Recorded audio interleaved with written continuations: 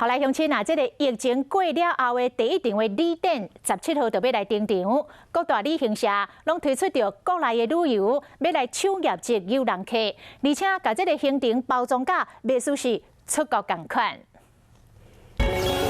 伫无人岛屿海埔大埔旁天道享受野外求生的趣味，也是坐游轮享受海风，这些伫台湾宝岛拢体验会到。疫情后头一场旅游展，各大旅行社拢杀国内游览，和民众有出国的感觉。台湾人一般的出国的这种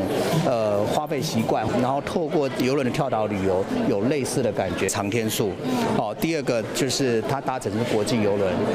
第三个它是离开本岛。有旅行社杀邮轮的跳岛，4天3夜，会使为澎湖跳到金门，还是澎湖跳到马祖，计算是5800块。也有澎湖4天3夜游览，其中一天是到无人的岛屿露营体验野外趣味，要23500块。也有旅行社杀用1天券3000块，就会使伫金门号称小摩洛哥的沙米甲细型的长假界耍3天，享受敢有出国的趣味。这摆旅游展差不多拢是以国内游览为主，也不过旅行社中杀越南、韩国团。